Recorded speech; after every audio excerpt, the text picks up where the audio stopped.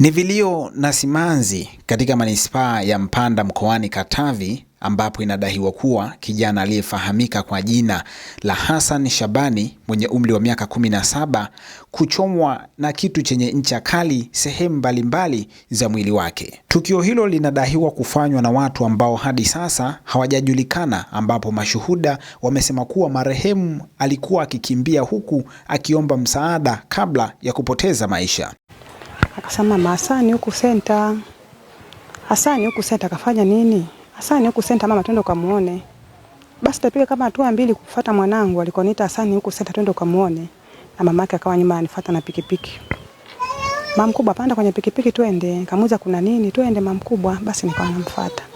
Basi kufika pale eneo la tukio pale senta, kukuta kweli mtoto kalala pembeni ya barabara akiwa anavujwa damu. Anapeleka tu shingo yake hivi na kuirudisha. Shingo yake hivi na kuirudisha. Mimi nifika nikamuinua na kumuuliza, "Mwanangu vipi? Umeshikwa na nini? Kuna nini?" Yule mtoto hakusema. Nikamuuliza tena nini? Basi watu wakaniambia pale, "Mama Neema, muache huyo mtoto. Hiyo ni kesi, muache." Nikasema hapana, tumpeleke hospitali. Akasema hapana, muache. Sisi tumeshaogopa kumsogelea. Tunatamani kumsaidia lakini tunaogopa. Wewe muache huyo mtoto. Basi nikamwacha nikaenda pembeni. Pembeni pale roho haikunipa. Alafu nikamuinua tena. Nikasema hapana mwanangu, sema shida nini? Basi alivyorudisha shingo yake hivi, hakurudisha tena. Mzee mmoja kaniambia mfumbe macho. Nikamwambia ni mfumbe macho, ina maana amekufa? Wewe mfumbe macho. Napenda kusikitika sana kwa hili tukio lililotokea. Tukio baya sana. Na wala wananchi wa Kigamboni hatujalizika nalo. Ombi na ushauri kwa wanakijiji wa Kigamboni, tunaomba tushikamane kwa ushirikiano mzuri kwa kufuatilia hawa vijana ambao hawako sahihi kiubinadamu. Tunashauri wazazi warekebishe watoto wetu wakae katika mstari, unaona, kwa sababu tukio zenyewe hizi zinazotokea hususani ni vijana ambao hawaeleweki, hata manyumbani kwao hawakai, unaona, hawasikii hii ushauri wa wazazi wao. Baba mzazi wa marehemu Hassan Shabani amesema alipokea taarifa za tukio hilo kutoka kwa mke wake akiwa shambani, huku mjumbe wa serikali ya mtaa wa Kigamboni Deogratias Mweli akithibitisha kutokea kwa tukio hilo.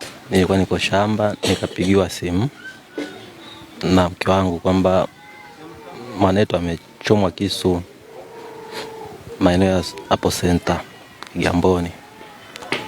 Kwa mimi nikaa nimemwambia hebu nenda nani hapo, jitahidi utafute usafiri hapo ili mkimbize hospitali na mimi nakuja. Ni dakika kama 5 tu wakaniambia ameshafariki tayari. Kama viongozi wa mtaa tulipokwenda kwenye tukio, ni kweli tumekuta tukio hilo. Yule kijana yuko kwenye mtalo na alishachomwa kisu tayari.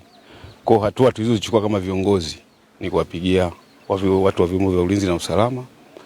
Tunashukuru walikuja kwa muda mwafaka, tukapeana ushirikiano pale na wakawa wamechukua maelezo yao, basi wakawa wameondoka na mwili wa marehemu. Wazazi watusaidie sisi kama viongozi wa serikali ya mtaa, kwa sababu mara nyingi sana viongozi wa serikali ya mtaa tunapiga kelele sana kuhusu haya makundi ya damu chafu, wanajiita sui kabuli wazi, yani wana majina ambayo sio rasmi.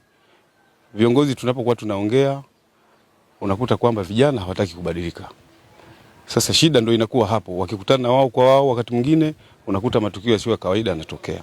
Kwa mimi wito wangu nilikuwa naomba wazazi wajitahidi kukaa na vijana, wawaelimishe na wakati mwingine wawatafutie shughuli za kufanya, kwa sababu mara nyingi kijana kama kuna shughuli anafanya anachoka, hawezi kupata muda wa kwenda kufanya matukio yasiyo ya kawaida.